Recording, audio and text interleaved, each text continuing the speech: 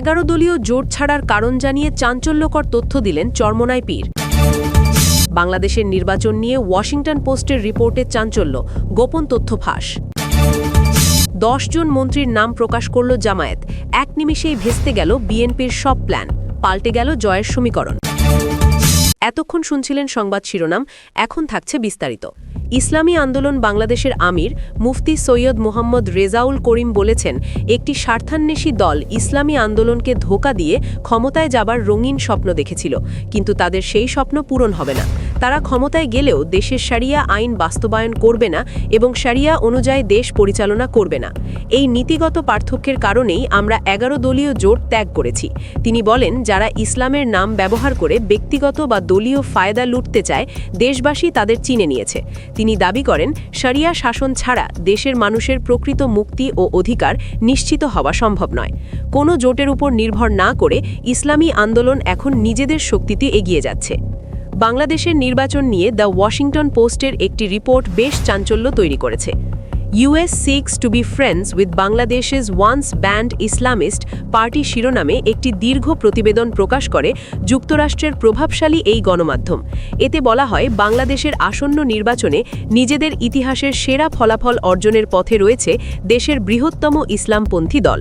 এই পরিস্থিতিতে দলটির সঙ্গে সম্পর্ক জোরদার করার পরিকল্পনা করছেন যুক্তরাষ্ট্রের কূটনীতিকরা। এ সংক্রান্ত একটি অডিও রেকর্ড হাতে পেয়েছে ওয়াশিংটন পোস্ট। গত 15 বছর ধরে আপনার কানের কাছে একটা কথাই বারবার জপ করা হয়েছে। চায়ের দোকান থেকে টেলিভিশনের টক শো, সব জায়গাতেই একটা ন্যারেটিভ খুব যত্ন করে প্রতিষ্ঠা করা হয়েছে। সেটা হলো, এরা আন্দোলন করতে পারে, এরা রাস্তায় নামতে পারে, কিন্তু রাষ্ট্র চালানোর মতো মস্তিষ্ক বা ব্রেন এদের নেই। বলা হতো, সরকার ফেলে দেওয়া সহজ, কিন্তু অর্থ মন্ত্রণালয় চালানোর মতো দক্ষ লোক কই তাদের। এমনকি বিরোধী জোটের হেভিওয়েট নেতাদের আত্মীয় স্বজনরাও প্রকাশ্যে চ্যালেঞ্জ ছুড়ে বলেছিলেন, জামায়াতের অর্থমন্ত্রী হওয়ার মতো যোগ্য একটা লোকও নেই, অর্থনীতি ধসে পড়বে, দেশ দেউলিয়া হবে, এমন কত শত ভবিষ্যৎবাণী। কিন্তু আজ আপনাদের এমন কিছু ছবি বা প্রোফাইল দেখাবো যা 15 বছরের সাজানো ন্যারেটিভকে এক নিমিষেই ধুলোয় মিশিয়ে দেবে। আজ আমরা এক্সপোজ করব জামায়াতের ইকোনমিক শ্যাডো ক্যাবিনেটকে বা ছায়া মন্ত্রিসভাকে। রাজনীতির মাঠের স্লোগান নয়, আজ কথা হবে হার্ভার্ড, কেমব্রিজ, ইন্টেল এবং এনডিআরের টপ লেভেলের টেকনোক্র্যাটদের নিয়ে, যারা পর্দার আড়ালে তৈরি করছিলেন 2026 সালের রোডম্যাপ। আপনি কি প্রস্তুত আপনার ধারণা বদলে ফেলার জন্য? শুরুতেই আসা যাক সবচেয়ে সেন্সিটিভ জায়গায়, দেশের অর্থনীতি। যারা বলতেন এদের লোক নেই, তারা একটু নড়ে চড়ে বসুন। জামায়াতের পলিসি সামিটের ছবিতে নিচের দিকে ডান দিকের মানুষটির দিকে তাকান। নাম ডক্টর নাসির উদ্দিন আহমেদ। পরিচয়টা শুনলে চমকে যাবেন। তিনি জাতীয় রাজস্ব বোর্ড বা এনবিআরের সাবেক চেয়ারম্যান। এনবিআর হল দেশের অর্থনীতির হৃৎপিণ্ড। যিনি এই প্রতিষ্ঠানের প্রধান ছিলেন, তিনি জানেন রাষ্ট্রের টাকার কলকাঠি কোথায় থাকে, কিভাবে রাজস্ব আদায় করতে হয় আর কিভাবে অর্থনীতি সচল রাখতে হয়।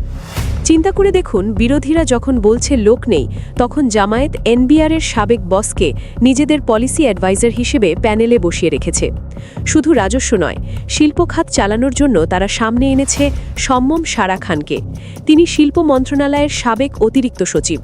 একজন অ্যাডিশনাল সেক্রেটারি জানেন মন্ত্রণালয়ের ফাইলের জট কিভাবে খুলতে হয়, কিভাবে লাল ফিতার দৌরাত্ম্য কমিয়ে কাজ আদায় করতে হয়। এই ছবিগুলো প্রমাণ করছে জামায়াত শুধু পলিটিশিয়ান দিয়ে নয়, তারা টেকনোক্র্যাট এবং বিউরোক্র্যাটদের সমন্বয়ে সরকার গঠন করতে চায়। অর্থ মন্ত্রণালয় চালানোর জন্য তাদের হাতে কেবল রাজনৈতিক নেতা নয়, আছে দেশের সেরা ও সৎ আমলারা। এখানে আছেন প্রফেসর ডক্টর ওয়ারিসুল করিম।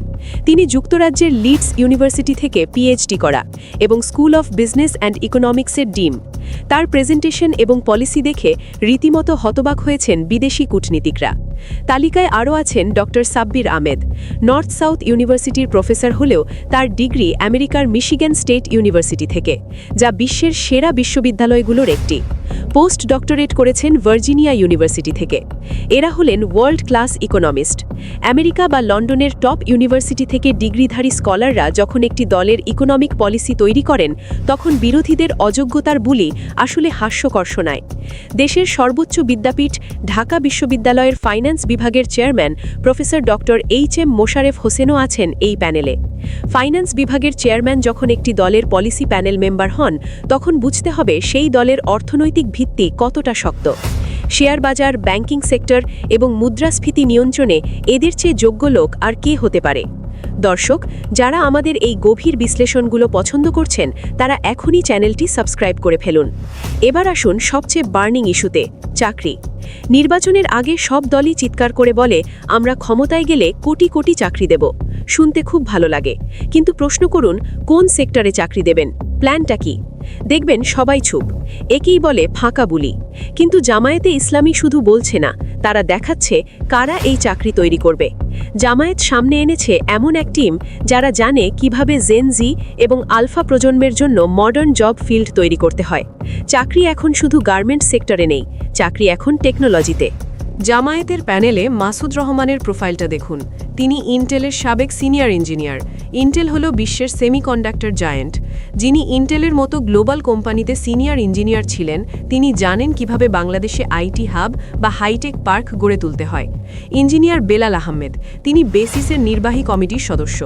বেসিস হলো বাংলাদেশের সফটওয়্যার ও আইটি ব্যবসার নিয়ন্ত্রক সংস্থা।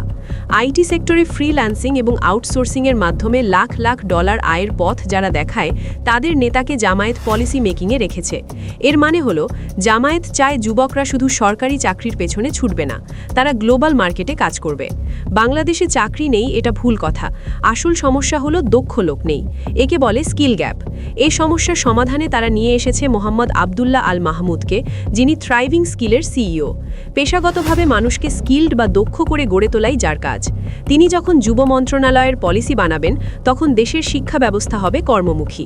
পাশাপাশি আছেন ডক্টর আশিকুর রহমান, যিনি এশিয়ার রিজিওনাল ম্যানেজার হিসেবে কাজ করছেন। গ্লোবাল কানেক্টিভিটি ছাড়া চাকরি হবে না, জামায়াত সেটা ভালো করেই বুঝেছে, তাই এদেরকে সামনে এনেছে। বিএনপি দিচ্ছে শুধু রাজনৈতিক ভাষণ আর ফ্যামিলি কার্ডের প্রতিশ্রুতি, আর জামায়াত দিচ্ছে অর্থনীতি প্লাস প্রযুক্তি প্লাস দক্ষতার এক কমপ্লিট ইকোসিস্টেম। জেন জি এবং আলফা জেনারেশনের ভাষা জামায়াত যেভাবে বুঝেছে, অন্য কোনো দল তার ধারের কাছেও নেই। আপনি কি এমন দলের প্রতিশ্রুতিতে বিশ্বাস করবেন, নাকি এমন দলের ওপর ভরসা করা উচিত যাদের টিমে ইন্টেল, বেসিস এবং টপ ইউনিভার্সিটির প্রফেশনালরা আছেন? উন্নত বিশ্বে বিরোধী দলগুলো শ্যাডো ক্যাবিনেট গঠন করে, জামায়াত ঠিক সেই কাজটিই করছে। এই পলিসি সামিট প্রমাণ করে তারা ক্ষমতায় যাওয়ার আগেই ঠিক করে রেখেছে কে অর্থমন্ত্রী হবেন, কে উপদেষ্টা হবেন। এটাকে বলে অ্যাডভান্সড পলিটিক্যাল ভিশন। জামায়াতের ঝুড়িতে লোক নেই এটা ভুল, বরং জামায়াতের ঝুড়িতে এমন সব লোক আছে যাদের যোগ্যতা অনেক বড় দলের চেয়েও বেশি। এবার আসুন স্বাস্থ্য খাতে।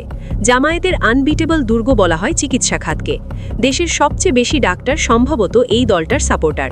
এখানে জামায়াত অপ্রতিদ্বন্দ্বী। পরিসংখ্যান বলছে জামায়াতের নারী ও পুরুষ শাখায় যে পরিমাণ স্পেশালিস্ট ডাক্তার রয়েছেন, তার অর্ধেকও অন্য বড় দলগুলোর নেই। এটা শুধু সংখ্যার বিষয় নয়,